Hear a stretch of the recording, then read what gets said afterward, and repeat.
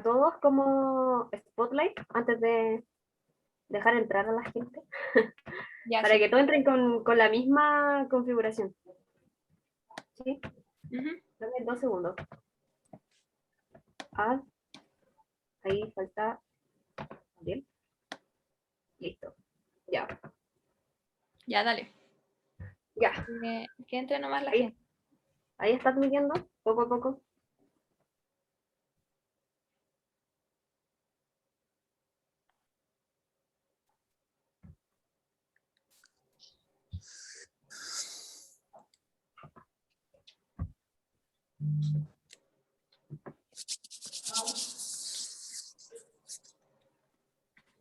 Hola, hola, hola, hola a todos. A todas. Hola. Hola a todos. Bueno, vamos a dar 2 minutos para que empiece a ingresar más gente. También cabe recordar que si quieren prender su cámara, que lo hagan. Sin embargo, no es algo obligatorio, así que ustedes los dejo así.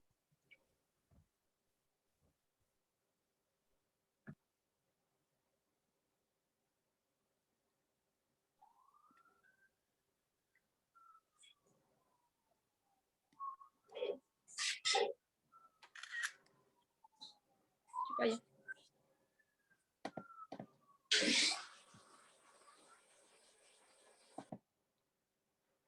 Feña está en mutea. No, sí. Ay. Ya pasaron los 2 minutos. No. Esperemos que llegue más gente. No, sí, por eso estaba esperando. Sí, porque Esperemos no que sé llegue si, no gente. sé si le comentamos a Gabriela en este caso que teníamos 60 personas inscritas. Y ya van 29, ya va subiendo, así que yo creo que esperemos un par de minutitos más. Y empezamos. Prendan su cámara si quieren. Denle. Bien por mi lado.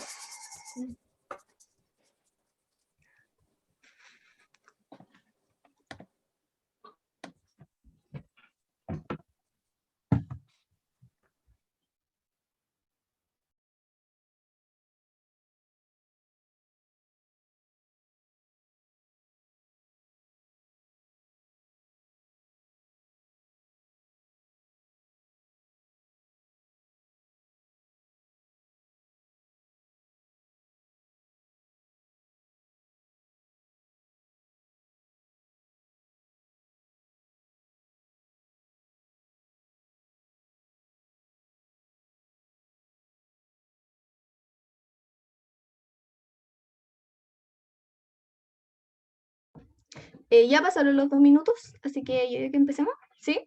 Ya. Bueno, hola a todas las personas que van ingresando. Mi nombre es Fernanda Sangüesa y voy en segundo año de química. Y junto a mis compañeras, denle nomás. Ya estaba muteada. Hola, soy Bárbara Ética, estoy en cuarto año de Química y Farmacia en la UC. Y yo, Paulina Morales, voy en segundo año de química. Y bueno, todas somos parte de la vocalía de Química en la Vida, Difundamos la Ciencia, que es parte de SEQUIF 2021, perteneciente a la Facultad de Química y de Farmacia de la Pontificia Universidad Católica de Chile. Bueno, el día de hoy presentamos el segundo capítulo de nuestra sección llamada Difundamos la Ciencia desde casa. En esta ocasión, la entrevista tendrá 2 rondas de preguntas, unas propuestas por nosotras que somos la vocalía y otra por el público. Cabe mencionar que Paulina estará pendiente del chat en caso de que a alguien le surja alguna duda, que esta será respondida al final de la charla, de la entrevista.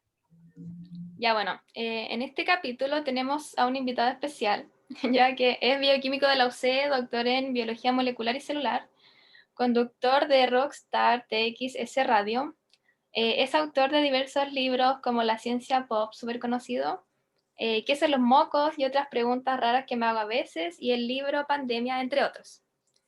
Ya pues, le damos la bienvenida a Gabriel León. Gabriel. Hola, ¿qué tal? Hola Bárbara, Fernanda, Paulina.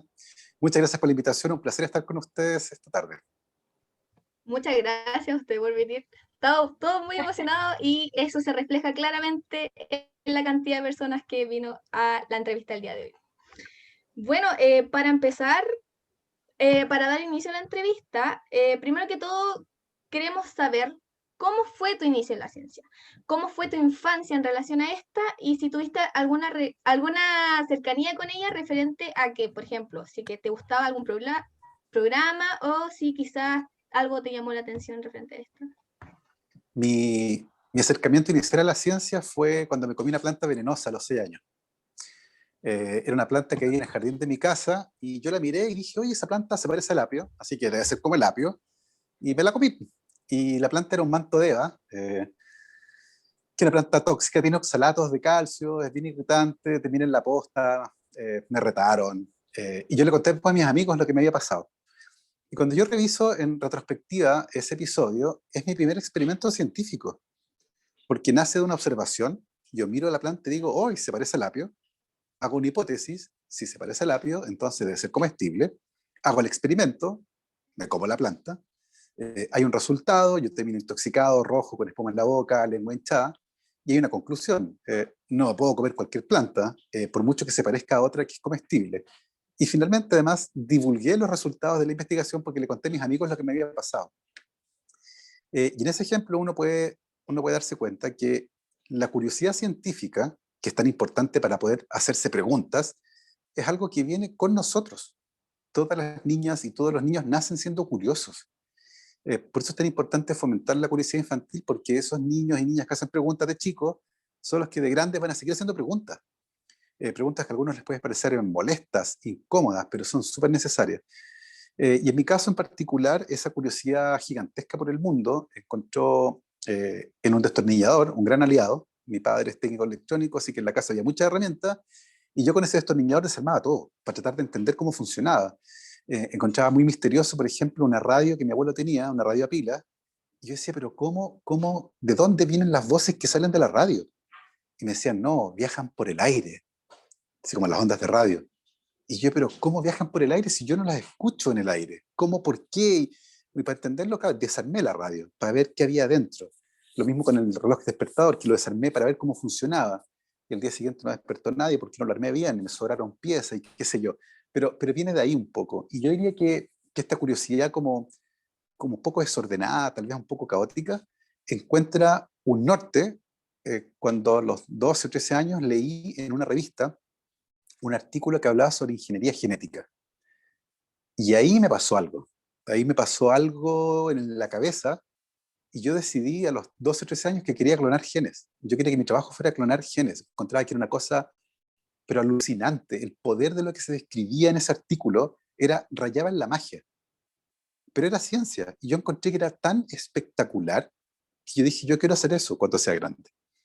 Y con ese objetivo entré a estudiar bioquímica, embrujado por ramos como genética molecular.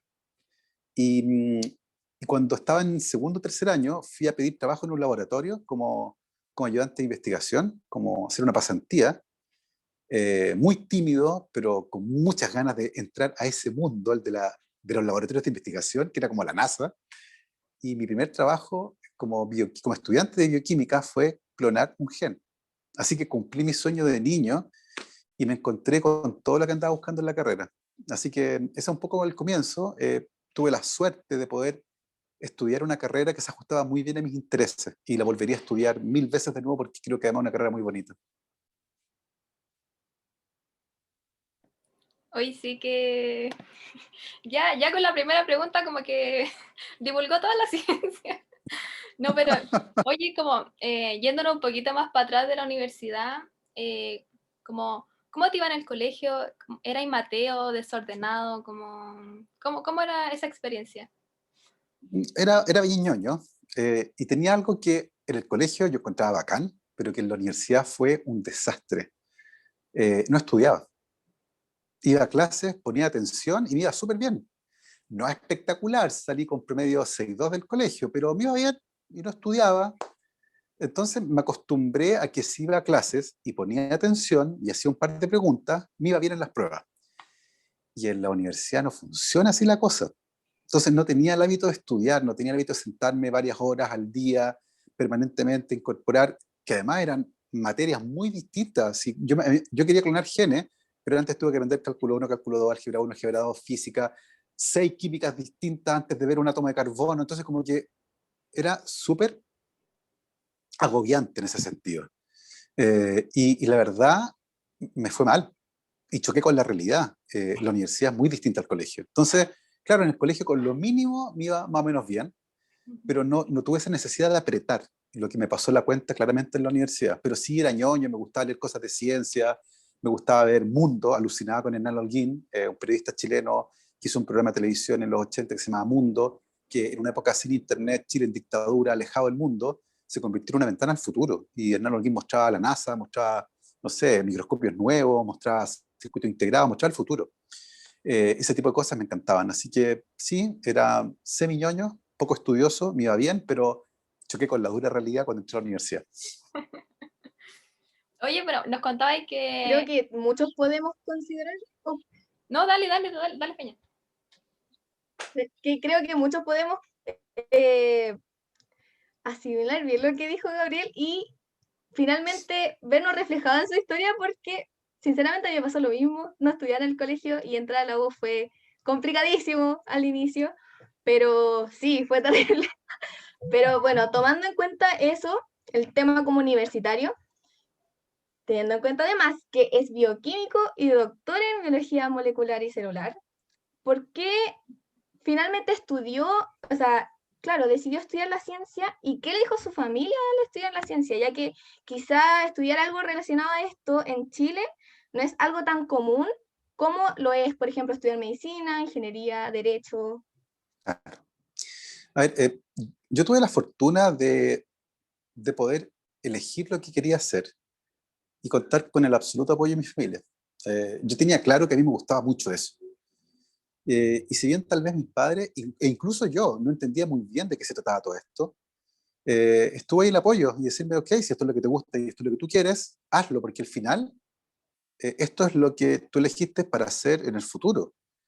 Y si te gusta, te apoyamos. Así que en ese sentido hubo mucho apoyo, a pesar de que nadie entendía, ni siquiera yo, como les decía muy bien, de qué iba esto de la bioquímica, ni en qué iba a trabajar, ni qué iba a hacer en el futuro.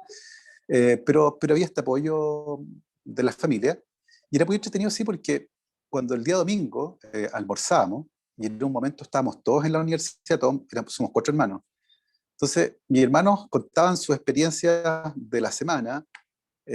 Mi hermana mayor es parvularia, mi hermana menor es diseñadora y mi hermano más chico es ingeniero informático. Entonces, como que entendíamos todos muy bien lo que hacían y te decían la carrera y tú cachabas más o menos lo que hacían. Pero lo que hacía yo era un misterio. Entonces, para no tener problemas, mejor les decía que fabricaba drogas. Y con eso me evitaba todos los problemas relacionados con tratar de explicar qué hacía en un laboratorio estudiando la evolución de los genomas mitocondriales, porque de verdad explicar eso se me quedaba de una cosa gigantesca, porque de partida tenía que explicar qué diablo era una mitocondria, y explicar por qué las mitocondrias tienen genes, y explicar de dónde vienen, y después de eso explicar evolución de genomas mitocondriales en planta. Entonces al final era tan enredado que ahí se genera un poco de distancia, porque al final mi mamá era como, no, y Gabriel trabaja todo el día, no tengo idea qué hace, pero se va temprano y vuelve tarde.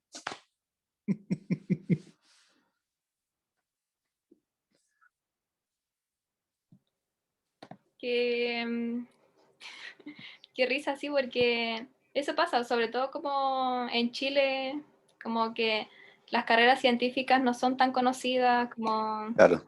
sobre todo como tratar de explicar a la familia. Entonces, que quería pasar también como a un tema de, quería también volver como al pasado, pero de la universidad. ¿Cómo era ahí en la universidad? ¿Cómo fue tu estadía en la U? Si tenía alguna anécdota, iba a carrete o como que no, como... Si nos podéis contar un poco de eso. Yo creo que fue la vida típica de un estudiante universitario, que además salió de un colegio muy estricto, con una disciplina bien dura. Entonces este espacio de libertad en un momento se me fue de las manos, claramente. Era muy buena para carretear en primero y segundo año, muy buena para carretear. Eh, pero yo creo que encontré el punto de equilibrio, particularmente cuando comenzaron los ramos de carrera, cuando comenzó la bioquímica de verdad, cuando apareció biomoléculas y enzimología, metabolismo, genética molecular. Cuando empezaron a aparecer esos cursos, también me pasaron cosas bien entretenidas. Y hubo un hito bien importante, yo creo que también en mi carrera, y es cuando comienzo a trabajar en un laboratorio. Yo creo que ahí de nuevo me pasó algo. Así como cuando leí el artículo sobre ingeniería genética cuando tenía 12 o 13 años, bueno, cuando entré a trabajar en un laboratorio de investigación, ahí de nuevo hubo un salto gigantesco en mi cabeza.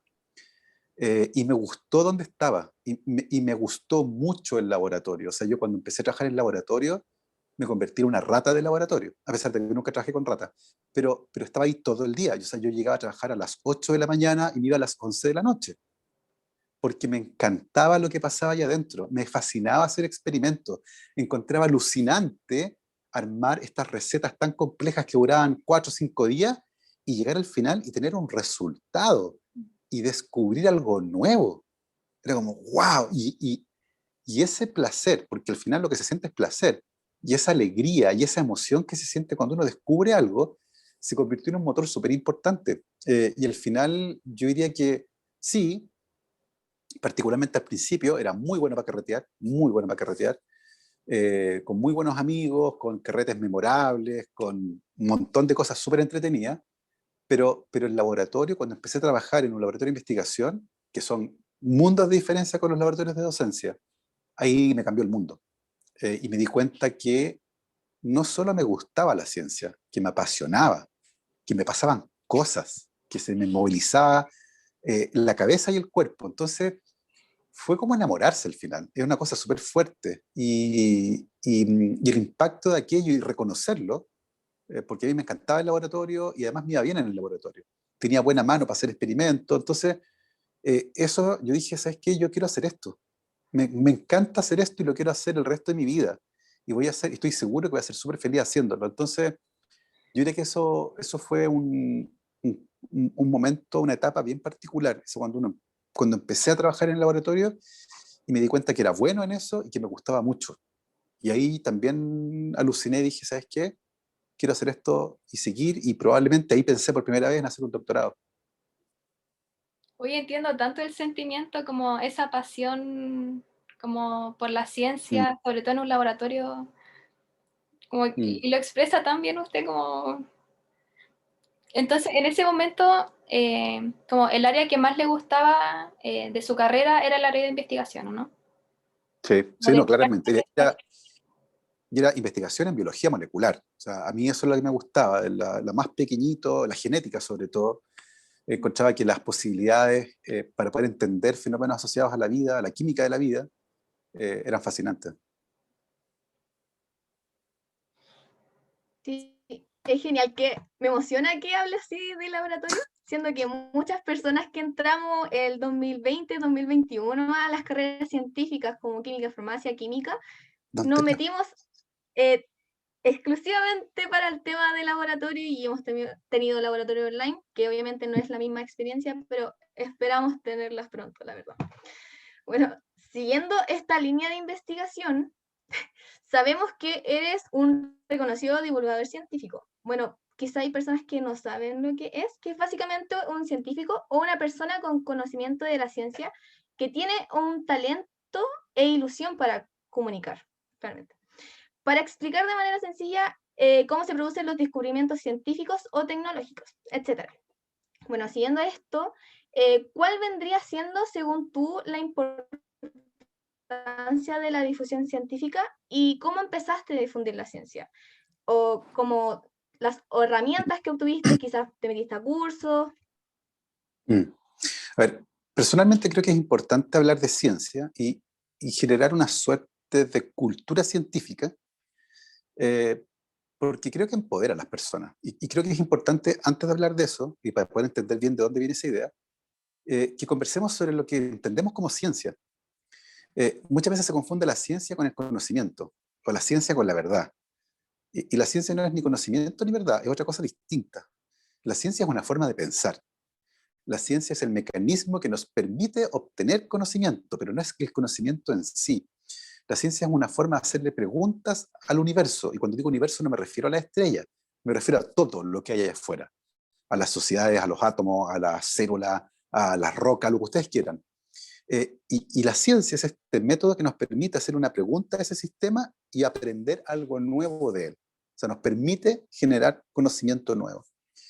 Eh, y personalmente creo que es fantástico porque es una gran forma de pensar, es una gran forma de vivir, es una gran forma de apreciar con mayor profundidad esto que tenemos que se llama vida, este destello en la oscuridad, en la eternidad, en realidad no en la oscuridad, este destello en la eternidad que es nuestra vida.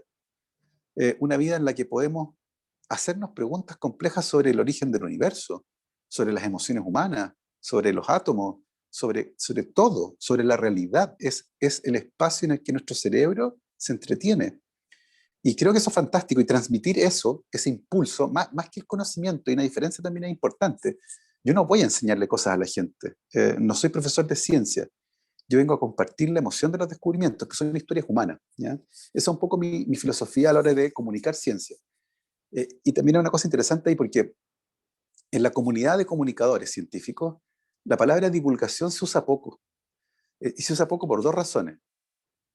Una que tiene que ver con el origen etimológico de la palabra, que es hablarle al vulgo, de viene divulgar, ¿ya? Pero a mí no me molesta tanto el origen etimológico, porque hay palabras que tienen orígenes etimológicos peores y las seguimos usando sin ningún problema. Lo que a mí me molesta de la divulgación es que viene de la mano con un modelo en particular de comunicación científica, que es el modelo de déficit. En el modelo en que hay una persona que sabe, que le comunica al resto que no sabe algo. Es vertical. Yo estoy aquí y ustedes están acá. En la comunicación científica funciona distinto. La comunicación científica es horizontal. Yo estoy aquí y te cuento algo y tú me cuentas de vuelta y establecemos un diálogo, ¿ya? Por eso siempre hablo de comunicación científica más que de divulgación. Y en mi caso, comencé a hacer comunicación científica gracias al fútbol. Específicamente gracias a un accidente jugando fútbol. Me corté el tendón de Aquiles en marzo del 2011 jugando fútbol. Es una lesión muy dolorosa, es una lesión que se escucha. Uno puede escuchar cuando se corta el tendón de Aquiles, porque es un tendón súper grueso, y si se corta, se siente un... ¿ya? Y yo estaba en esa época, estaba con mi primer proyecto Fondesit, ¿ya?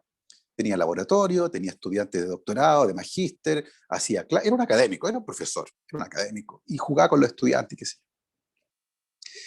Y a esa altura, yo había entrado a estudiar bioquímica en el 94, terminé la carrera, me fui a Francia a terminar parte de mi tesis, volví a Chile al doctorado, hice un postdoctorado y empecé a trabajar y nunca paré, nunca hubo una pausa ahí. Entonces, cuando me corté el tendón de Aquiles, por primera vez en mucho tiempo, tuve tiempo libre. Entonces vivía solo en esa época, estaba en cama, no podía caminar, me dieron licencia por 2 meses, estaba súper aburrido, y probablemente también bajo la influencia de muchos analgésicos, decidí escribir una novela.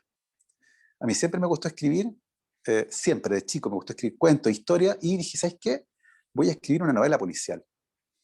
Y me senté, imagínense la escena, con el pie estirado, hacia acostado, el computador encima, Word con página en blanco y el cursor. Dije, ¿de qué escribo? No tengo idea. No, es como, hubiera sido lo mismo que hubiera dicho, voy a pintar la Mona Lisa, no sé. Como que no, pues no es llegar y decir eso. Hay que tener una idea de una historia, trabajar personajes, no sé, tener algo de conocimientos previos sobre teoría al menos. Y dije, no, esto es una tontera, no voy a escribir ninguna novela. Pero tenía ganas de escribir todavía, tenía tiempo, y dije, ¿sabes qué? ¿Por qué mejor no escribo de ciencia? Yo sé harta ciencia, y sobre todo historias de ciencia. Cosas choras que aprendí en la carrera, y dije, bueno, voy a partir un blog. Y en el 2011 los blogs todavía estaban de moda, así que comencé un blog que se llamaba El Efecto Rayleigh. Y dije, todos los meses voy a escribir una historia. Y obvio, el primer mes escribí 6 historias, no sé, así súper embalado. Y después ya me puse al día, y más o menos una al mes, durante 5 años, 4 o 5 años. Y pasó algo fantástico. Al principio, las primeras, no sé, semanas, me leían mis amigos, mi familia, mis compañeros, y súper buena onda, qué lindo lo que hace. Pero de repente escribí una historia sobre un hecho contingente, una noticia en particular. Y la historia se viralizó.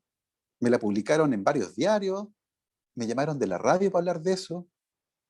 Suena mi celular un día y digo, aló, me dice, hola Gabriel, soy Matías del Río, trabajo en TVN, leí tu blog, y yo así, ¿qué onda? ¿Y por qué tienes mi número? Después descubrí que los periodistas tienen como una suerte de contrabando de números de teléfono, y dije, chuta, esto que hice tiene un impacto. Alguien lo leyó, le pareció interesante, y encontré que era entretenido. Dije, oye, hay algo acá, hay algo que generó, porque seamos honestos, de todos los papers que he publicado, el que tiene más citas tiene 100 y tantas. Y en total deben ser, no sé, 600, 800 citas. Y el blog lo leían miles de personas. Entonces dije, bueno, hay un impacto que es distinto. Está entretenido esto. Y todo cambió. De hecho, literalmente todo cambió cuando el 2016, ya llevaba 5 años escribiendo el blog, me llega un mensaje por Facebook a las 3 de la mañana. La gente que escribe por Facebook a las 3 de la mañana es peligrosa, y ustedes lo saben. Amigos borrachos pidiendo consejo, el que le escribe a la expolola, puras metidas de pata a esa hora. Bueno, me llega un mensaje por Facebook a las 3 de la mañana de alguien que me dice, hola, soy editor en una editorial, leí tu blog y creo que sería un gran libro. Juntémonos a tomar un café. Ya, dije yo, pero así como, qué extraño esto. Lo cité en un café bien céntrico porque yo todavía estaba pensando que esta persona había descubierto que éramos compatibles, me quería robar un riñón, algo así. Y nos juntamos en un café y me dice, mira, soy editor en Penguin Random House. Y yo, guaso, no sabía que era Penguin Random House, y es una de las editoriales más grandes del mundo. Y me dice, leí tu blog y creo que sería un gran libro. ¿Querías escribir un libro? Y yo así como, ¿tengo que pagar? Y dice, no, al revés, te pagamos a ti. Y yo, ya, pero ¿dónde está el truco? ¿Me vaya a robar el alma? ¿Qué? No, si me interesa. Y así publiqué el primer libro, La Ciencia Pop. Yo no busqué escribir un libro. Yo partí haciendo divulgación porque me accidenté. Esa es la verdad. Yo estoy aquí hoy día conversando con ustedes porque en 2011 me corté el tendón de Aquiles jugando fútbol. No hay otra razón. Y escribí un libro porque tuve la suerte de que un editor lo leyera. Yo no fui con mi manuscrito a decirle literal, oiga, ¿sabe qué? Escribí esto. Pura suerte. ¿Ya? Pero reconocí en eso una oportunidad. Dije, ¿sabes qué? Me gusta esto. Había empezado a hacer radio varios años antes. Estuve yendo todos los miércoles a la radio Bio Bio a hacer columnas de ciencia con Rayén Araya y Álvaro Escobar. Y me encantó y lo pasé súper bien. Y de la radio Bio Bio me fui a la radio Cero, de ahí me fui a la radio Pauta y de ahí volví a la radio Cero. Y ahora estoy en la Rock and Pop haciendo columnas de ciencia los días miércoles. Entonces, fue un viaje que está atravesado por la casualidad, en el que además reconocí ciertas oportunidades, pero así fue como empecé a hacer divulgación científica. Oye, y después seguiste como escribiendo libros, pues, porque tenés que leer el libro, entonces, ¿te gustó? Mira, yo dije, cuando publiqué el primer libro, cuando publiqué La Ciencia Pop, dije yo, ya, bacán, publiqué un libro, así como para la lista, así, publiqué un libro. Y el libro salió en mayo del 2017. Y en junio, mi editor me llama y me dice, Gabriel, la editorial te quiere ofrecer contrato por 2 libros más. Ah, dije yo, acá hay algo, o sea, va bien esto. Así que, sin proponérmelo, terminé escribiendo 7 libros que se han publicado en Chile, Perú, México, Estados Unidos, República Checa, España. Ha sido un viaje fantástico, he recorrido Chile completo, lo he pasado increíble, ha sido una aventura genial. Acabo de sacar un libro hace 2 días atrás, un libro nuevo. Estoy escribiendo 2 libros más. Se convirtió en mi pega al final. Entonces, son esas cosas que pasan en la vida que te cambian completamente la vida. Sí, pero de verdad lo encuentro tan maravilloso. Y actualmente, ¿en qué estás? ¿Cuáles son tus planes? ¿Cuáles son tus planes a futuro? ¿Cómo ves eso? A ver, yo cuando empecé a escribir el blog era académico, nuevecito, con mi primer Fondesit, tenía más pelo. Cuando se acabó ese Fondesit, me gané otro Fondesit por 4 años, y ya a esa altura empezó a pasarme algo curioso. Se manifestó esa disociación entre la ciencia y la academia. Yo quería ser científico, no académico. Y la vida académica es muy dura. Las clases, las reuniones, sobre todo las reuniones, sentía que perdía el tiempo en muchas cosas que no me interesaban tanto. Yo quería estar en el laboratorio, yo quería descubrir cosas. Probablemente hubiera sido un científico muy feliz en el siglo XIX, o con el modelo gringo, como los research scientists, gente que le pagan por hacer experimentos. Y la verdad es que las responsabilidades administrativas, contables, un laboratorio es como una pyme. Entonces al final eso como que me gastó, me acható, me produjo estrés y dejé de disfrutar mi trabajo. Entonces en un momento me di cuenta que además por cómo funciona, cómo se evalúa la ciencia, estaba condenado porque yo hice toda mi carrera en Chile, nunca hice postdoc afuera, no tenía colaboraciones importantes y nuestros papers eran nuestros. Tengo 2 papers de esa época que tienen 2 autores, la tesista y yo, nada más. que para mí eran súper valiosos, publicados en buenas revistas, pero no podía competir con gente que tenía otro tipo de colaboraciones. Me pasó, me acuerdo, ese último Fondesit que gané, que me tocó conversar con un colega, estábamos los dos postulando, y él postulaba con menos papers que yo. Yo postulé con 6 papers esa vez, por ejemplo. Y él tenía un paper menos que yo, pero él en un congreso se había metido en un comité de no sé qué cosa y terminó metiendo un paper con 600 autores, donde él no hizo básicamente nada, pero era un paper en Nature. Y ese paper valía más que todo mi currículum. Entonces me di cuenta que estaba, en el largo plazo, estaba liquidado, porque la forma en que se evaluaban los artículos por índice de impacto iba a terminar pasándome a la cuenta. Entonces me vino un momento atrapado entre una pega que ya no me gustaba tanto, que era la de ser académico, la ciencia siempre me ha encantado, pero esto de académico no tanto, vislumbrando un futuro más o menos complejo, y en eso dije, ¿sabes qué? Creo que es el momento de arrancar de acá. Pero no sabía qué hacer. Y a fines del 2014, como soy un tipo con mucha suerte, me llama el vicerrector de investigación de la universidad donde yo trabajaba, que era el Andrés Bello, y me dice, Gabriel, acaba de renunciar la directora del Centro para la Comunicación de la Ciencia. Yo sé que a ti esto es algo que te gusta y me gustaría saber si te querrías asumir este cargo como director de ese centro. Yo puse mi mejor cara de póker y dije, dame 24 horas para pensarlo. Pero mentira, colgué el teléfono y dije, yes, esto es justo lo que estaba buscando. Así que al día siguiente hablé con mi jefe y le dije, sí, quiero aceptar el cargo. Y entre el 2015 y el 2017 fui director del Centro para la Comunicación de la Ciencia en la UNAV, lo que implicó que cerré mi laboratorio, colgué el delantal, nunca más hice investigación, nunca más produje conocimiento, sino que me dediqué a generar instancias para compartir el conocimiento. Organicé una conferencia de cultura científica muy exitosa en esos años, muy exitosa, con invitados de lujo, en un lugar fantástico en el GAM, no una cosa, pero así, un evento pero de lujo, precioso. Armamos charlas, organizamos eventos, crecí mucho en comunicación científica, y al finalizar el 2017 me di cuenta que la universidad era algo que también me molestaba.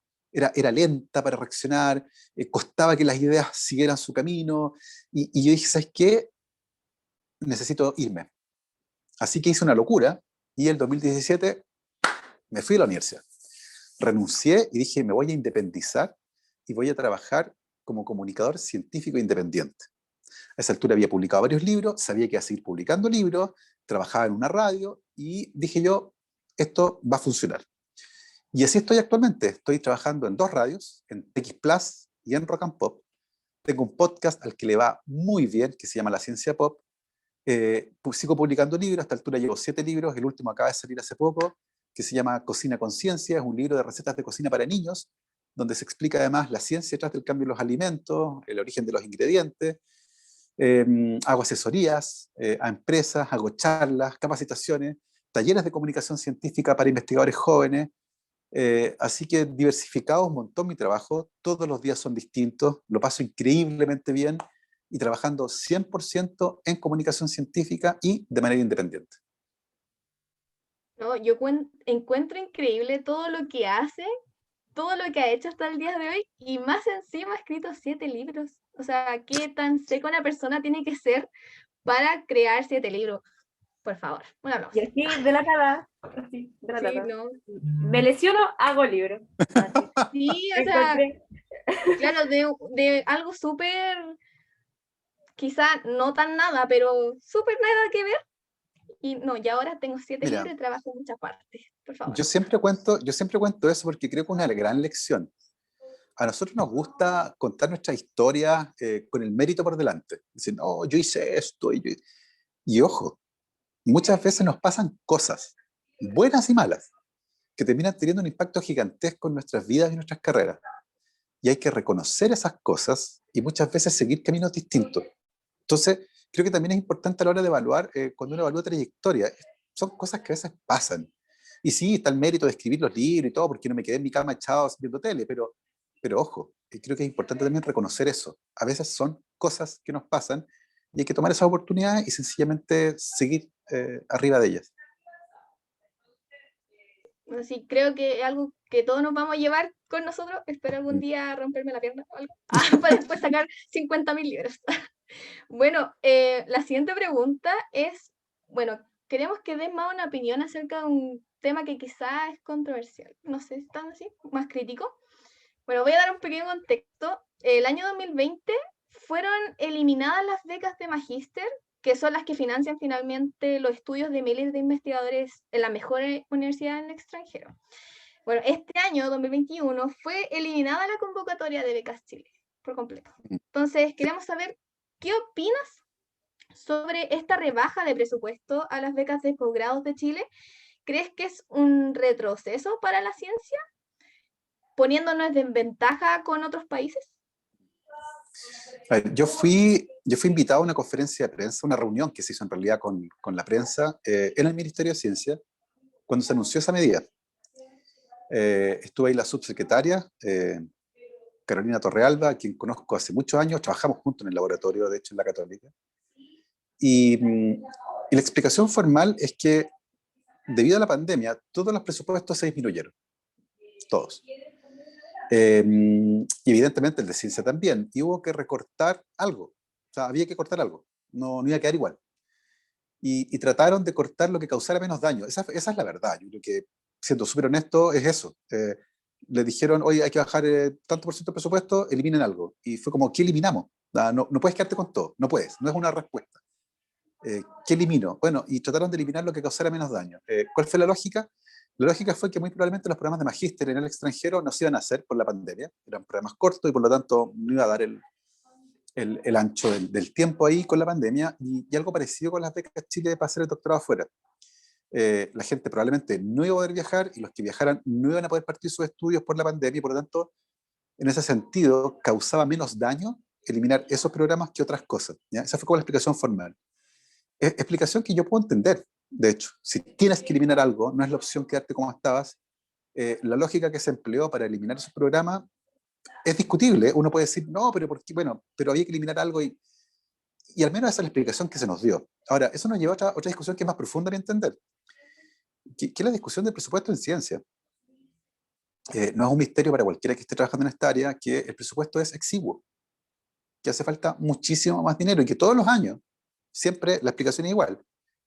Muchos proyectos que eran financiables, o sea, tenían un nivel de calidad que los hacía ganadores de proyectos, no pudieron ser financiados por falta de plata. O sea, si hubiera habido más plata, les dan plata para investigar. Entonces, esa es hoy día la realidad de la ciencia en Chile. Hay proyectos de primer nivel que, si hubiese dinero, se adjudicarían el dinero, y no se lo están adjudicando por falta de dinero, no porque sean malos, tengan mala calidad, no, es falta de plata. Chile invierte el 0,38% del PIB en investigación científica y desarrollo. Invertimos muchísimo más en armamento, en defensa, en un mundo globalizado donde uno ve que Rusia intervino en la elección de Estados Unidos sin poner un pie en Estados Unidos. Entonces, yo creo que llegó el momento de cuestionar la forma en que estamos repartiendo la plata del Estado, en que el Estado reparte su plata, para decirlo de otra forma. Para muchos todavía, lamentablemente, y yo me desayuné cuando lo supe, pero es así, para muchos políticos todavía la ciencia sigue siendo un lujo de países ricos. Y entienden que la ciencia es algo que hacen los países ricos. No se dan cuenta que la ciencia fue lo que hizo ricos a esos países. Entonces, tenemos una clase política que todavía tiene cierta miopía para ver con distancia cuáles son los cambios que pueden generar un mayor impacto a largo plazo en Chile. Y eso, sin lugar a dudas, la ciencia es uno de ellos. Fíjate que durante la pandemia nos dimos cuenta que somos capaces de fabricar respiradores mecánicos. ¿Se acuerdan que no habían? Y los países se los robaban, los confiscaban. Y acá nos dimos cuenta que nuestros ingenieros hacían y nuestros médicos probaban respiradores mecánicos. Y ahí están, ¿ya? Es un país que tiene problemas graves asociados a la crisis climática, asociada al agua, asociada a la agricultura, a la salud de la población. Tenemos problemas médicos únicos en el mundo. Chile tiene la mayor tasa de remoción de vesícula biliar en mujeres del mundo. Nadie sabe por qué. Y esas preguntas no las van a resolver los gringos, los japoneses, los europeos. Somos nosotros los que tenemos que resolverlas. Entonces, siento que hay ahí una clase política que no ha sabido enfrentar estos desafíos con las herramientas que han permitido que otros países salgan adelante. Y una de esas es la ciencia. Entonces, el ejemplo que pusiste de Becas Chile y todo eso cae dentro de esa categoría, de la precarización científica en general. Y siempre que hay problemas presupuestarios, la ciencia es lo que más sufre en todo el mundo, incluso en la empresa. Cuando una empresa tiene problemas, corta primero investigación y desarrollo. Y a mi entender, el área que no debería cortar porque es la que puede generar más ingresos a futuro. Como muchas veces en la historia hemos visto esos ejemplos. Entonces, tenemos todavía ahí un gran camino por recorrer en ese sentido. Es súper fuerte ese Entonces, tema, como... ¿Qué? Dale, Feña. no es que sería, esta desventaja sería como algo netamente por una mala distribución del dinero hacia, se podría decir, hacia la ciencia, quizá. Lo hace que esa distribución del dinero viene de una toma de decisiones anterior. Y viene de no valorizar a la ciencia, de no darse cuenta del impacto gigantesco que puede tener para el futuro del país. Y si tú no ves ese impacto gigantesco que puede tener para el futuro del país, evidentemente le va a dar menos dinero. Sí, eso, lo que iba a decir, que era como súper fuerte ese tema, como a mí me da rabia como personalmente que la clase política esté tan cegada y le dé tan poca importancia a la ciencia, que al final es la ciencia la que ahora nos está salvando de la pandemia, así que, bueno, Sí. perdón. Y también, como mencionabas tú, como el ministerio, bueno, el Ministerio de Ciencia se creó recién en 2018, es súper Mm. nuevo, así que no sé, quería preguntarte cómo veías tú el ministerio, si está cumpliendo su rol, qué mejor Yeah. podría tener el ministerio y como el protagonismo que debería tomar de aquí al Mm. futuro, sobre todo ahora como por la pandemia. A ver, tuve la suerte de entrevistar al ministro Kub en dos ocasiones, cuando se lanzó el ministerio a fines del 2019, de la mano con el estallido social, y en marzo, cuando estaba comenzando la pandemia. De hecho, creo que fue el último invitado que tuve en un estudio, que nos juntamos en la radio la primera semana de marzo, era, no sé, 12, 13 de marzo. Y conversamos justamente acerca de eso. Me decía, mira, el ministerio nació con la crisis social y ahora está dominado por la pandemia. Y efectivamente fue así. Toda la gestión que hemos visto del ministerio ha estado atravesada principalmente por la pandemia, por organizar laboratorios de investigación científica para hacer diagnóstico, por ejemplo, por coordinar grupos de investigación y por tratar de aportar con evidencia científica a la toma de decisiones. Entonces, ha sido un camino muy distinto al que tenían planeado originalmente, porque pues, estamos en pandemia, y cuando uno está en pandemia, los planes cambian, no hay otra. Y creo que en ese sentido han tenido un rol interesante, tratando de llevar el liderazgo científico. Evidentemente, la toma de decisiones no está al ministro de Ciencia. Si a alguien le cabe alguna duda, no está. El ministerio y el ministro entregan sus opiniones, pero no participa de ese espacio que es más bien opaco, donde probablemente pocas personas se juntan y deciden lo que se hace, ¿ya? Pero lo que más pueden hacer es tratar de entregar datos de la mejor calidad posible para aportar a ese fenómeno de toma de decisiones, pero no están ahí, no participan directamente. Y creo que para el futuro, y pensando en un mundo post-pandemia, el gran rol del ministerio es articular a la ciencia chilena con el resto del país. Eh, Articularla en su objetivo, articularla en su heterogeneidad territorial. Chile es un país profundamente centralista y las realidades científicas de las regiones del país son completamente distintas. Las oportunidades también son distintas. Entonces, esto de las seremías por macrozonas, por ejemplo, creo que es una gran idea, con personas que las dirigen y que son de esas zonas, que conocen las problemáticas, las oportunidades, los problemas de desarrollo, dónde hay que poner los énfasis. Entonces, me gustaría ver un ministerio funcionando en el mundo post-pandemia, sin la urgencia del virus, sin la urgencia de las vacunas, y pensando ya en cómo articular mejor a la ciencia chilena con los otros ministerios, cómo la retórica que tratamos de poner, la impronta de la ciencia, que la ciencia le puede llegar al país, se ve reflejada en esas conversaciones. Y creo que de ahí se puede generar el cambio, de este palanqueo que va a haber, de este tú a tú horizontal, donde la ciencia ahora está representada por un ministerio por primera vez. La ciencia chilena nunca tuvo política. Era una agencia que distribuía plata, pero no decía vamos para allá. Y tampoco les decía para dónde vamos. Ahora al menos tenemos una institucional que nos puede preguntar, oye, ¿para dónde queremos ir? Que son las grandes preguntas que se nos vienen. ¿Qué ciencia vamos a hacer? Y está súper en boga la ciencia de las misiones, la ciencia por curiosidad, la ciencia en dos o tres cosas, en la que somos buenos. Entonces, es una oportunidad gigantesca para al menos tener estas conversaciones. Y creo que es importante que ustedes, como estudiantes iniciales de carreras científicas, tengan claro que eso estamos discutiendo el día de hoy. Estamos discutiendo qué ciencia quiere hacer Chile. Y es una discusión que no es de los científicos. La ciencia es demasiado importante para dejárselo a los científicos. Es una discusión que es del país.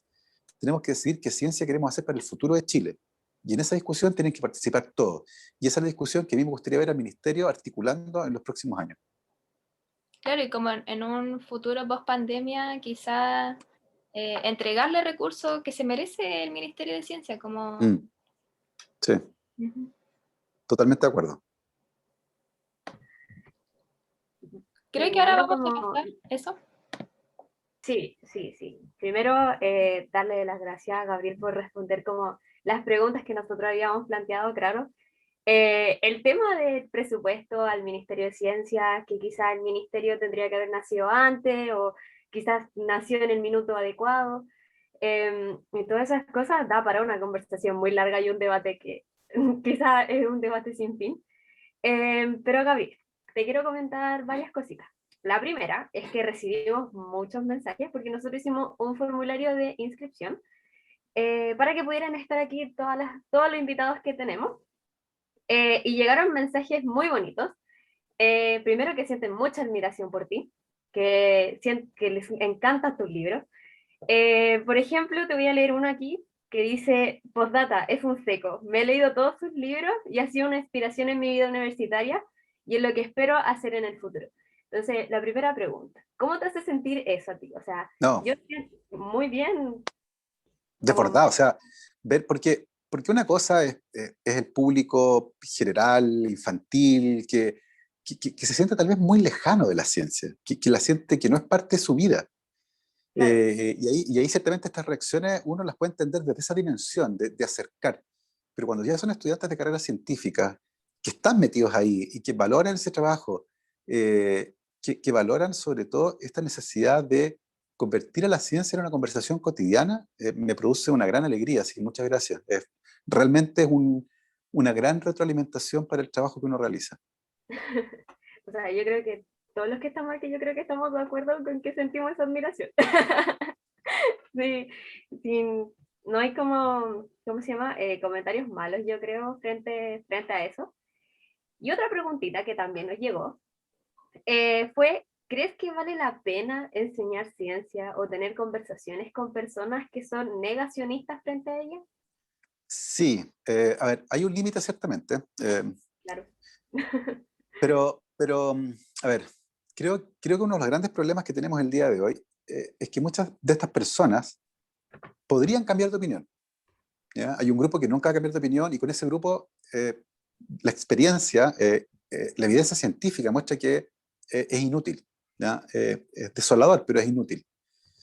Sin embargo, hay un grupo de esas personas que el gran problema es que nunca han desafiado las ideas que tienen. ¿Ya? Me acuerdo que alguna vez hablé con alguien, una persona que había ido a la universidad, un profesional, y estaba convenciéndose lentamente que la Tierra era plana. Y, y, y yo decía, pero tú eres una persona educada, como, sí, me dice, pero ¿sabes qué? Es que estuve leyendo foros y viendo cosas en YouTube, alimentando la retórica, y me di cuenta que muchas de las cosas que dicen es cierta. Yo nunca he visto la Tierra desde el espacio, no me consta que sea así, y no veo nada que me haga sentido con respecto a que sea una esfera. De partida, no siento que se mueva. Y me dicen que esta es una piedra que flota en el espacio y que viaja a una velocidad gigante. ¿Y por qué yo no? Entonces uno se empieza a dar cuenta que básicamente lo que hay son ideas súper sencillas que se alinean con creencias. Y tú dices, Tate, yo no siento, la Tierra no se mueve, obvio, pues yo no siento que se mueva, obvio. Pero si no aprendiste los conceptos de inercia, si no sabes que un objeto que se mueve a velocidad constante no está ni acelerando ni frenando, tú no vas a sentir esos cambios.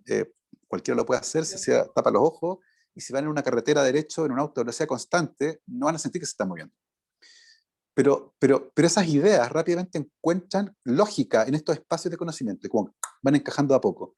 Entonces, particularmente para ese tipo de personas, esas conversaciones pueden ser útiles, porque pueden, y como que, y empiezan a votar estas piezas que han encajado ahí, distinto al que está completamente convencido, al que es negacionista completo, al que es antivacuna, al que es terraplanista, que no lo vas a convencer con nada. Y esa parte es triste, porque, y es un área que me interesa mucho como comunicador científico, es entender las creencias.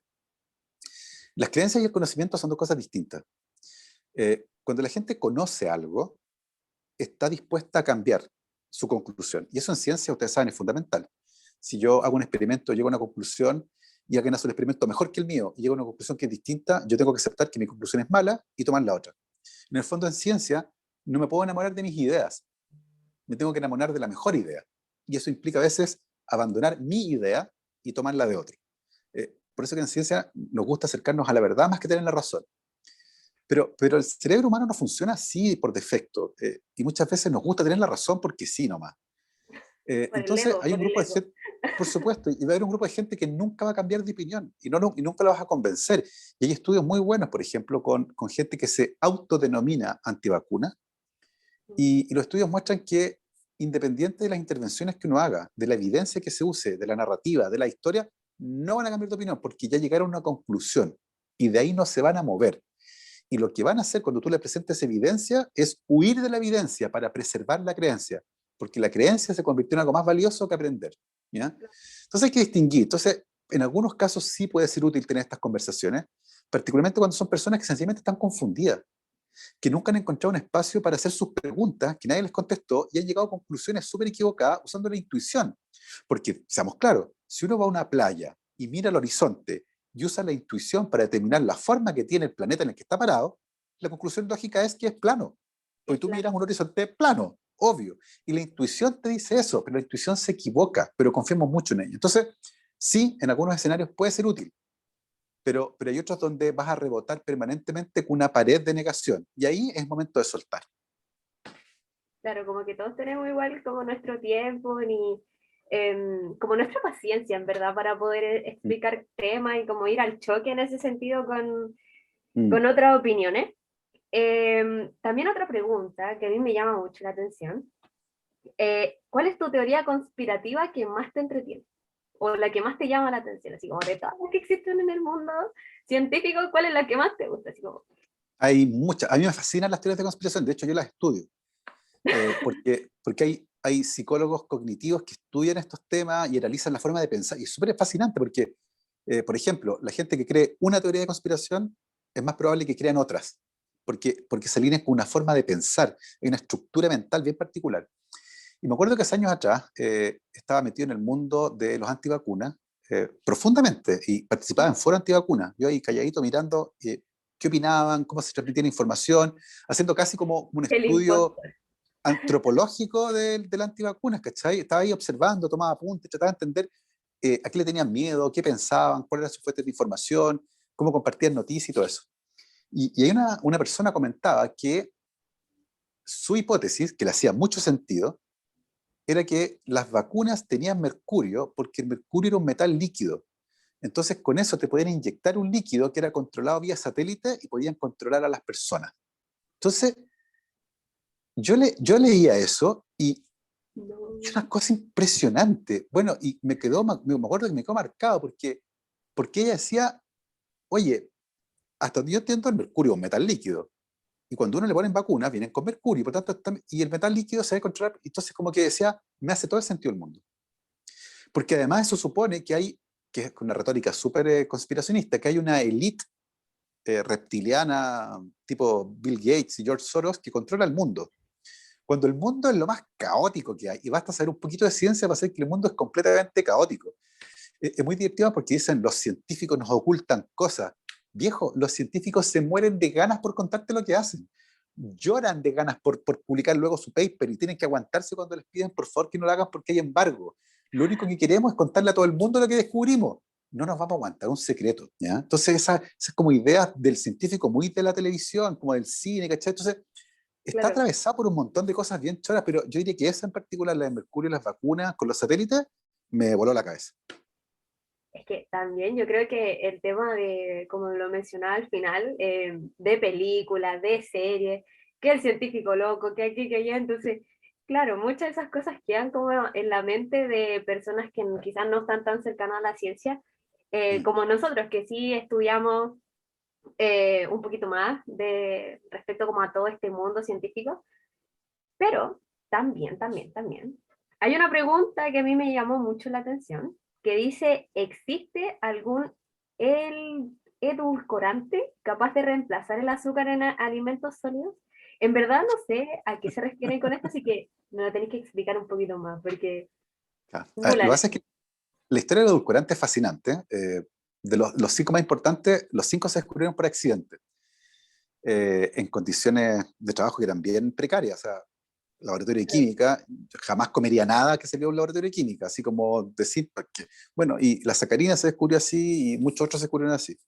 La gente fumaba dentro del laboratorio. Entonces, un tipo dejó el cigarro apoyado en el mesón en el laboratorio de química, y cuando se mete el cigarro en la boca lo siente dulce y el ciclamato se descubrió así, una cosa impresionante. Bueno, eh, el problema que tienen es que químicamente son muy distintos al azúcar, muchos de ellos, y tienen propiedades que a veces en la cocina, cuando uno hornea, por ejemplo, no son tan buenas.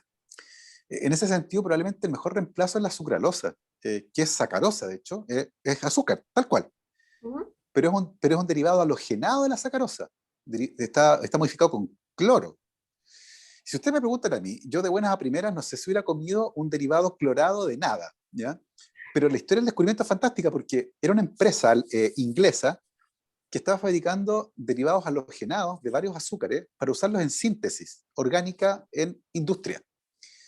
Y en la empresa estaba trabajando un postdoc de la India y la jefa le dice, mira, ahora es hora de probar los derivados clorados de la sacarosa. Y se lo deja a este señor ahí. Y le dice, test it. Y el señor, con su acento típico de la India, entendió taste it. Así que se chupó el dedo, lo metió en el compuesto y se lo echó a la boca. Y así descubrieron, por accidente, que la sucralosa era muy dulce, ¿ya? No, Por un error en el acento de claro. este señor. Es el origen de la sucralosa, completamente accidental, y por su estructura química resiste bien el horneado, no se descompone, así que muy probablemente sea el más indicado para reemplazar al azúcar. Ahora, ojo, los derivados halogenados de la sacarosa se supone que no son metabolizados, pasan de largo, no se absorben. De ahí su bajo poder calórico. Sin embargo, pasa algo fascinante. El cerebro sí percibe que comiste algo dulce. Y hay un circuito en el cerebro que cuando siente algo dulce, espera que lleguen las calorías de su algo dulce. Y se ha descubierto, principalmente en experimentos en ratones, pero algo de evidencia hay en humanos, que cuando ustedes comen mucha sucralosa, el cerebro les pide calorías que no llegaron. Y por lo Mm. tanto terminan comiendo un pastel. Entonces podría haber una sobrealimentación cuando comen edulcorantes sintéticos que no tienen calorías, pero su cerebro sí percibe el sabor dulce. Y les dice, oye compadre, ¿y dónde están mis calorías? Y termina generando un circuito. Esa evidencia relativamente reciente, que tiene unos 5 años, pero está súper interesante porque quiere decir que hay que considerar también no solo la absorción del compuesto, sino que también el posible impacto que tiene en el cerebro y en los cambios conductuales. Claro, yo no tenía idea de eso último. Quedé en shock. Igual que Catherine, y que pone Sí, una carita así todos como, quedamos en shock. sí, yo creo. Otro comentario que nos llegó ahora aquí al chat, ya, por ejemplo, ya contestó el tema de cómo surgió la idea de tu podcast, ¿cierto? Que también para ti, no sé si qué tan difícil fue investigar dentro de la universidad, porque claro, tú mencionaste como que no te gustaba esa área de ser como tan, los laboratorios de docencia ni nada de eso, pero fue difícil empezar ahí como a investigar No, la dentro. verdad es que, no, la verdad es que ese proceso a ver, era lo que siempre yo quise hacer. Yo quería ser investigador hasta que descubrí eh, que la vida académica no es como yo la conocía. Ese fue el problema. Yo creo que no quiero echarle la culpa a la academia. Yo creo que hubo cosas que tal vez yo no trabajé bien, no me preocupé de visualizar cuál era el trabajo académico. Yo era el laboratorio más increíble. Y armar mi primer laboratorio, recibir en primer estudiante, dirigir mis primeros proyectos fue una experiencia fantástica. Me enseñó liderazgo, me enseñó resiliencia, me enseñó a llevar las cuentas, me enseñó un montón de cosas que son súper complejas. Nadie nos enseña a ser jefes, uno lo aprende sobre la marcha. Nadie te enseña a llevar un proyecto, uno lo aprende sobre la marcha. Hay un montón de cosas que nadie nos enseña y es un buen momento para aprender. La vida académica, y ser académico, de reuniones, y estar un montón de cosas que me alejaban del laboratorio, no les encontraba sentido. Por eso yo les decía que todavía hubiera sido un científico muy feliz. Fue una experiencia que disfruté mucho. Y tengo las fotos, las miro de vez en cuando, de cuando vi mi primer laboratorio. Y me dijeron, mira, era una bodega. Me dijeron, esta bodega la vamos a ocupar y aquí tú te armas tu primer laboratorio. Y me acuerdo, y obvio que me acuerdo de eso, fue como tener tu primera casa, no sé. Y lo recuerdo con mucho cariño, pero ya estuve ahí, sé lo que se siente Claro. estar ahí. Y yo diría que lo único que echo de menos de esa vida es solo descubrimiento. Yo creo que es una emoción que no se encuentra en ninguna otra parte. Debe ser lo más parecido a ser un gol con el estadio lleno. Porque tú te das cuenta en ese momento, y uno se da cuenta y lo sabe, que tú estás viendo algo que nunca antes nadie en la historia vio. Tú eres el primero en ver ese fenómeno y en describirlo. Y eso se siente bien aquí, pero sobre todo se siente bien en el cuerpo. Y esa emoción es impresionante.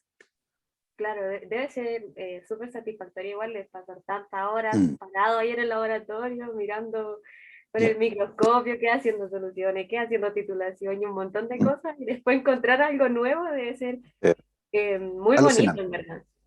Sí. Mira, también hay un comentario aquí en el chat por parte de Joven Jover, disculpen la pronunciación. Un mensaje para todos aquellos estudiantes que atraviesan el desafío de la nueva modalidad online. Cualquier tipo de carrera, en verdad, yo creo que se refiere, pero sobre todo a la científica, onda, como, ¿qué mensaje tú le darías a, en verdad, la mayoría aquí yo creo que estamos con laboratorio online, entonces, hemos sufrido estos 2 años de universidad con pandemia y esas cosas. A ver, esto fue algo que les tocó. Hace 100 años no pasaba algo así. Tenemos 2 guerras mundiales entre medio. O sea, en términos de historia contemporánea, era más probable tener una guerra mundial que una pandemia. ¿Ya? Y les tocó nomás, o sea, mala suerte. Y probablemente es una marca que va a quedar ahí en la trayectoria de muchos. Y se van a acordar con San Vigito de hoy, ¿te acordás de la pandemia del 20? Claro que me acuerdo. Obvio. Pero yo creo que hay que tomárselo con mucha altura y decir, ¿sabes qué? Me tocó esto, tratar de recuperar el tiempo después, eh, generar esos lazos tan importantes. La universidad tiene esa etapa tan especial donde uno genera amistades que son duraderas, donde uno se genera a sí mismo, uno genera carácter, uno genera personalidad, uno crece, uno se transforma. No hay comparación entre él o la que entró de 17 o 18 años y salió de 23, 24, 25, es otra persona. Es una persona completamente distinta. Y parte importante eso tiene que ver con las interacciones, con la vida, con los carretes, con todo. Y es una etapa que muchos de ustedes van a extrañar, pero va a pasar esto en algún momento. Entonces, mi recomendación es tómensela con un granito de sal, les tocó nomás, no es culpa de nadie, filo. Saquen lo bueno. Yo he descubierto, por ejemplo, que la pandemia me permitió entrevistar gente que antes no hubiera entrevistado, porque hacíamos entrevistas en el estudio y había que estar en el estudio en Santiago. Gracias a la pandemia he entrevistado a gente de todo el mundo. He hecho entrevistas hasta en inglés con gente que está en Estados Unidos y en Canadá. He descubierto que no tengo que ir a Concepción por una reunión de 1 hora y media. Qué Claro, lata. Y era bacán claro. porque iba y almorzaba ya, pero era todo el día. Pues me iba a las 6 de la mañana a mi casa, tomaba el avión a las 8 de la mañana, llegaba ya a las 9:30, a las 10 estaba dando una charla, después me iban a almorzar, almorzaba súper rico y volvía a Santiago a las 3 de la tarde y llegaba a mi casa a las 7. Entonces era como, ¿a qué fuiste a Concepción? Todo el día allá y volando en avión con todo lo que contamina. No, fui a una charla de 1 hora y media. Mm. ¿Cachai? Entonces, quédense con lo bueno. Tengan nostalgia de lo que se han perdido. Yo creo que es importante estarlo pensando. Tengan nostalgia de eso, cosa cuando lo recuperen, lo vivan, ¿ya? Y no le den más vuelta. Esto es algo que les tocó vivir. Mala pata es una tremenda mala suerte, es una cosa horrenda, pero una cosa interesante y que la vida me ha enseñado. Todo pasa. Y en algún punto van a mirar para atrás y decir, oye, y fueron 2 años, hoy no me acuerdo que haya sido tanto. ¡Wow! ¡Qué heavy! Pero pasa, así que traten de pasarlo lo mejor posible. Yo entiendo que las condiciones para muchos pueden ser muy malas, pero, pero son jóvenes. Y, y ese consejo yo creo que yo tengo ya 45 años. Todo pasa, todo pasa. Así que ánimo con eso, apóyense entre ustedes y piensen con nostalgia en el futuro. Miren, nostalgia del futuro, no del pasado. Porque ya va a tener ese futuro que les va a permitir volver a juntarse. Ay, me Sí, encanta, nos de verdad quedamos que con esas palabras motivacionales de Gabriel, maravilloso Gabriel. sí. La verdad es que sí. Hay otros comentarios que dicen como gracias fútbol, pero yo creo que por el tema de los libros y de todas esas cosas. Em, Antes como de dar como ya finalizado como esta parte de la entrevista, no sé si alguno de los participantes quisiera como levantar la mano y hacerle algunas preguntas vía micrófono, si no hay ningún problema. Em, de ser así, mira, Damariluna dice, muchas gracias por esas palabras. Daniela Morales dice, Gabriel, muchas gracias por compartir sus experiencias, entregar tantas buenas libras e impulsarnos a ser mejores. Eso creo que son palabras muy lindas de verdad de parte de Gabriel. Así que creo que si no hay más comentarios, si no hay más como preguntas, no sé si alguna de ustedes dos chiquillas, si quiere como agregar algo. No, no, quedó Que súper está- claro que- todo en realidad, como se cumplió el objetivo de la entrevista, así que bacán. Sí, no, yo no esperaba que iba a aceptar así como ya, démosle. Hagamos la entrevista, acepto, voy. No pensé que iba a ser tan rápido eso. Sí, que quede en evidencia que fue una disposición súper bacán de parte de usted, tuya, aceptar la invitación a un centro de alumnos tan así como, ya bacán, sí, acepto. Voy. Sí, así que estamos muy felices de verdad. Gracias por la entrevista, gracias por las sabias palabras que nos dijiste, todo en realidad muy agradecidas. Yo creo que No, todos gracias. muy felices. Claro, aquí también en el chat están escribiendo cositas muy lindas. Sofía dice, genial, genial la reunión, muchas gracias por tus palabras y experiencia, también por motivarnos. Isabel, mira, escucha, dice, estuve con mi hermana y mis sobrinos escuchándolos feliz. Muchas gracias por darse el tiempo, quedé muy motivada. Qué bueno. Cristian dijo, gran invitado y buena moderación, se las mandaron. Álvaro, excelente expositor. Que estamos muy contentas, de verdad, así que yo creo que merece un aplauso. Aplaudamos. Sí, sí, aplauso. Muchas gracias. De verdad, así Aplauso, que güey. si no hay más También comentarios, muchísimas gracias a todos los que se inscribieron y que asistieron, claro, eso. por prácticamente por demostrar quizás como la pasión que todos compartimos aquí, que es un poco como de aprender de ciencias, conversar sobre temas y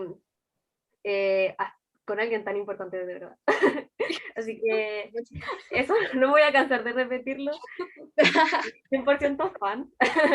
Así que eso, yo de verdad estoy muy agradecida de todo lo que están aquí, sobre todo de Gabriel, y repetir lo mismo que dijo la Bárbara hace un rato, que su disposición fue tremenda, así que yo creo que si alguno de aquí tiene alguna duda, yo creo que no debe dudar en contactarte porque Sí, la disposición es tremenda, así que sí. Cuenta con eso. Hacerle auspicio a su Instagram, Gabo Tuitero. Para que lo sigan. Ahí Y estamos. Y escuchen el podcast, La Ciencia Pop. Por supuesto, ahí vamos a estar al día. Eso. sí. Así que eso, no sé Saquemos si... una foto. Saquemos Ay, una foto. cierto, sí, saquen unas fotos. Ya, si quieren prender sus cámaras, todas las personas. Sí, por favor. presentes. Para las fotos. Prendan la camarita para los que Aquí, quieran. aquí por el chat Listo. igual les dejamos el link directo al podcast de Gabriel Prendan su cámara. Em, Eso. para que lo puedan ver y esas cositas. Muy buenos los podcasts, dice la Marilena. No, Ya. ahí está prendiendo la cámara, qué lindo. Ah, Ay, Ah, mira un bebé, hay un bebé. Ya, ahora, ¿cómo se ya que lo vamos a subir al Sequif. sí, para que pose todo. Ah, ya, está con el perrito. Muy bien. Por favor. Ya, Ya, Babi, cuenta Ya. tú. dale. Pongan. Que cuente. Sí, 1, 2, 3. Ya. Oh, no, espérese. Otra vez. Dale. Errores técnicos. 2, 3. Ya, súper. Ya, súper. Buena. Sí, aquí para que quede un recuerdo de que tuvimos a Gabriel con nosotros. Por supuesto. Muchas gracias por asistir, a todas las personas, de verdad, por apoyar esta iniciativa del centro. Gracias, sí. El centro de Y- alumnos. Y que queden muy atentos a nuestras redes sociales también de SEQUIF, porque vamos a traer más invitados y vamos a tener más experiencias respecto a la ciencia. Así que eso, muchísimas gracias a todos los asistentes, se pasaron, de verdad. Así que eso, se pueden retirar. Chao, chao. Muchas que estén bien. Muchas gracias. Chao, Adiós, chao. muchas gracias. Cuídense, muchísimas gracias, de verdad. Se pasaron, se pasaron. Chao, cuídense. Chao. Espérate, Chao, Pauli, calmado. Calmado. chao, chao. Calmado, espérate.